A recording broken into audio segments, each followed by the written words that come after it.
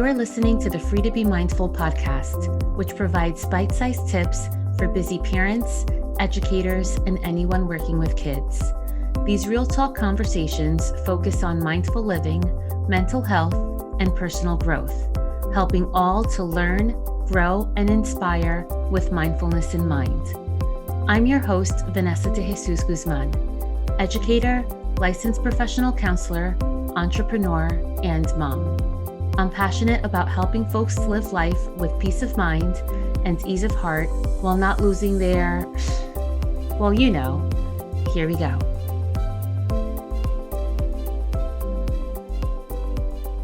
Hello and welcome back to the Free to Be Mindful podcast. I hope that you're feeling good, looking good, and doing better in this world than you were yesterday.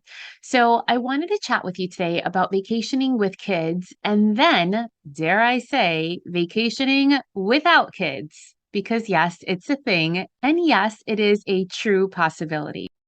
So I wanted to mention something first because I know in past episodes you may have heard me say, I am aware that this is coming from a place of privilege. And the reason I say that is because you may have heard the phrase white privilege before, but there actually are endless forms of privilege, including gender, class, ability, if you have a car, if you don't, so many things.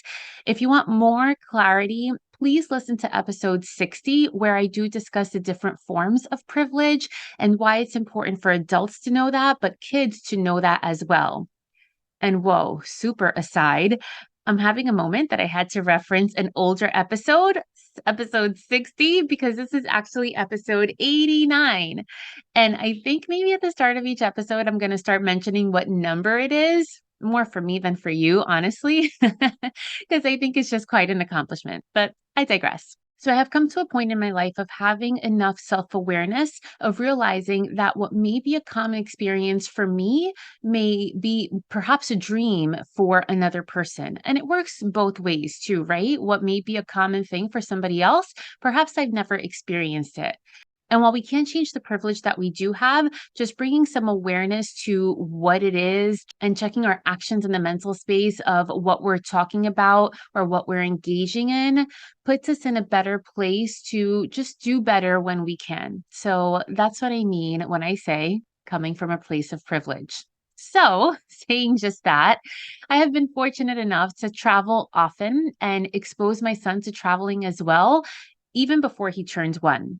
And if you're a parent, you know that the younger your kid is, the more stuff it seems that they need and the more stuff that perhaps you have to travel with. I remember when my kid was super young, still in diapers, just the space that diapers take up in a suitcase. I mean, fortunately, it's not heavy, but the space is just incredible. Like you have to take a suitcase depending on how far away you're going and for the amount of time that you're going. As you begin to pack, especially if you have young children, you have to start to ask yourself, what does my kid actually need? Not what they're going to ask and want, but what do they actually need? Like, do they need a security blanket in order to go to sleep? Do they need an iPad or an electronic device just to keep calm on a plane? Would they be more comfortable in having their favorite snacks, But then when you stretch that, their crayons, a sketchbook, Play-Doh, slime, their favorite game, then all of a sudden that starts accumulating really quickly. And then you have 2 huge suitcases of favorites and no clothes. So think about having a comfort item or 2 may indeed be needed. Even if they're 3 or if they're 13, they may need to have a favorite thing or 2, but it's unrealistic and it's truly unnecessary to take your kid's whole room on vacation. And when we go away, hopefully you spend more time outside of a hotel room than inside so that you're actually enjoying where it is that you're going, but also not having all the things. It also builds great flexibility and grit, which are 2 characteristics that are learned through being slightly uncomfortable, right? Through being in uncomfortable situations. And is that a pain when your kid begins to throw a tantrum because you forgot their favorite Barbie at home? Yeah, it may be, but it'll also teach them once you get over that little hump, it'll also teach them that they don't need all the things. And you are the first teacher of that. The second point I wanted to share with you is checking in with yourself about fear. Now, I grew up with an amazing, I'll start with that first, an amazing but super overprotective mom. There was a lot that my brothers and I couldn't experience because she was just so scared of us getting hurt. And when we were allowed to try things, and I mean simple things like getting on roller coasters, skiing, for example, there was just so much trepidation and fear around those things that sometimes it sucked the fun right out of it. And I say this next statement in the most loving of ways. Kids are like puppies. Truly. They need food, they need love, they need attention. But a lot of their behavior is learned behavior. And what I mean by that is if you are really scared of roller coasters or of the ocean or heights or flight turbulence on an airplane, then they will notice your fear and they'll begin to emulate or copy your fear. Most of even our fears are learned behaviors, and some of them are even irrational. For example, we know that clowns aren't going to do anything to us, but we may have that irrational fear of being deadly afraid of clowns, right? So we want to be mindful of the fear that we are showing our kids. And it really borders on the line of being extremely anxious or just being fearful. And I'll be honest with you, sometimes I struggle with this, even with my own kid. However, having that awareness, which again is a key factor, helps a ton. So, for example, I will admit that I do not know how to swim. I swear I've taken classes, I've tried, I sink, it just doesn't work. That's a fixed mindset for you.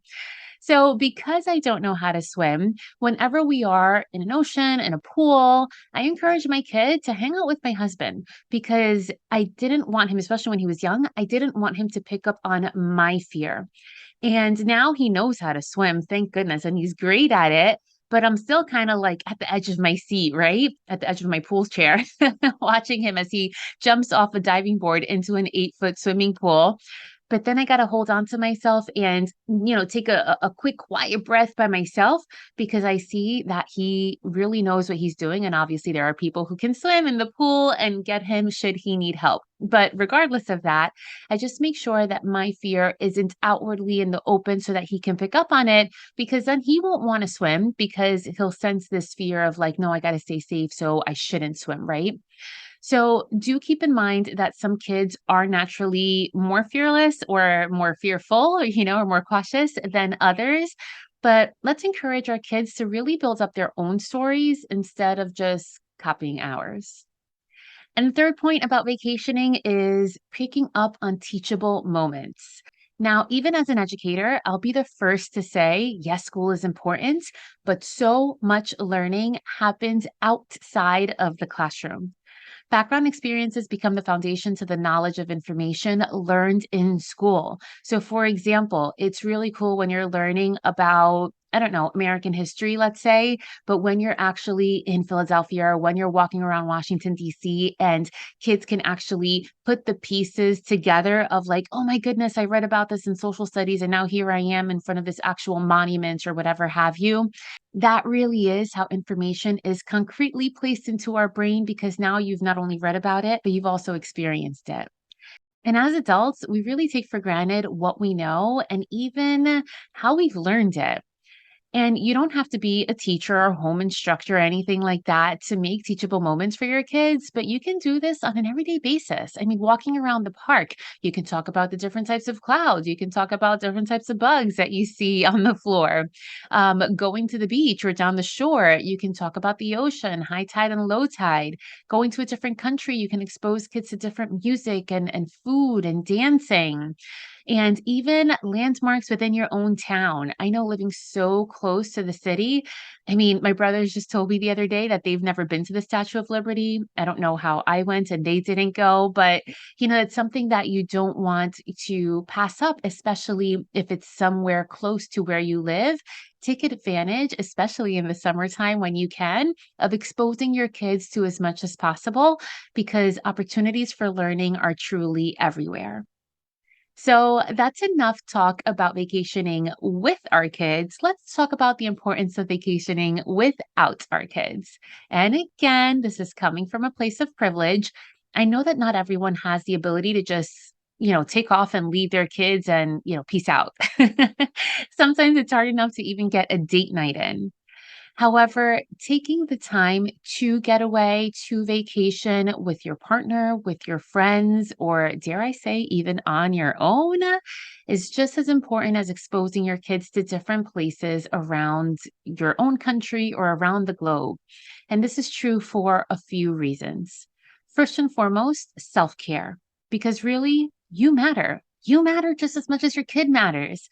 Really taking care of yourself by filling your cup, so to speak, right? By filling your reserve tank is an important form of self care. And it truly makes you a better parent than kind of going and running on fumes.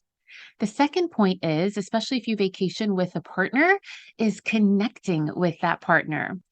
And it's so important to keep that alive because remember, one day your kid will be 18 and leaving their home, or maybe 30 and leaving your home.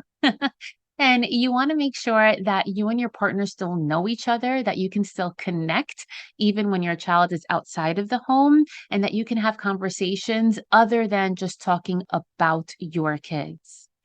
And it's really good for your kids too. They get first the flexibility of just staying with somebody else, obviously not a stranger, hopefully with another loved one. And when it comes down to it, once your cup is refilled and you are well rested and happier, your kids will be happier too. And you also won't be as quick to snap at them as much because you are just more calm because you are more well rested. And it's important that you set boundaries, of course, with who your kids are staying with and with your kids as well, because it's no fun, regardless, even if you're walking around Italy and if your child is calling you every other minute, it kind of sucks the fun right out of it, right?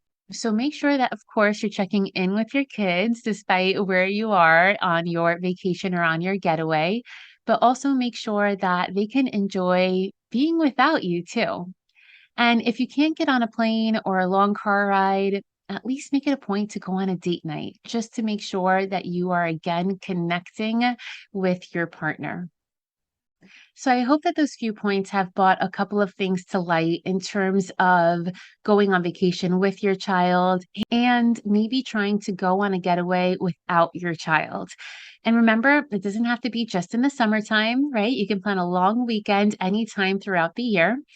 And remember, not everything has to include getting on a plane, although that is fun, but you can have fun staying in your community and in your everyday environment as well. If you need some ideas, ask your kids too. Sometimes they can be the ones to lead you on teachable moments. So, right now, regardless of where you are or what you're doing, take a breath in through your nose and pause for a moment at the top of that exhale. Then slowly release your breath as slowly as you can. Notice that moment again at the bottom of the exhale before you take the next breath in. As you continue to breathe at the pace that is most comfortable for you, think back to perhaps a vacation that you've had maybe as a child or maybe as an adult. As you think back to this vacation, recall the elements of the vacation that made it fun. What was it about the place you were in, or the people you were with, or the things that you did that made this vacation or this getaway or this experience memorable?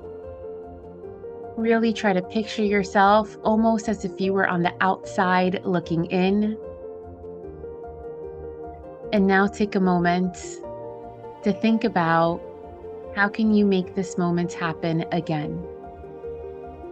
Even if it's with different people, even if it's at another location,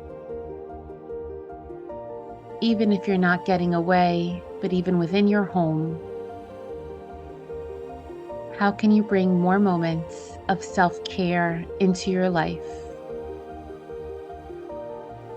Remembering that self-care is not only important for you, but it is just as important for those around you. Because a more rested, a more mindful, a calmer version of you, like dominoes, impacts those around you and makes for a much more enjoyable environment, regardless if that environment is under some palm trees somewhere or if it's within your own home. May you take some moments, not just on vacation, but every day, small moments throughout your day, to bring moments of calm and peace so that you can keep being the best version of yourself. Have a great week.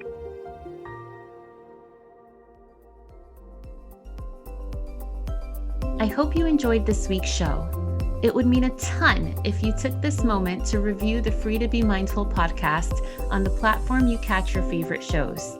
That quick and easy act lets me know what you enjoy, and it helps others find the podcast too. And of course, don't forget to subscribe so you can listen along next week.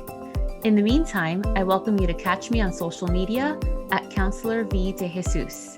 And as always, remember, in a world where you are free to be anything that you want to be, you are always free to be mindful. Catch you next week.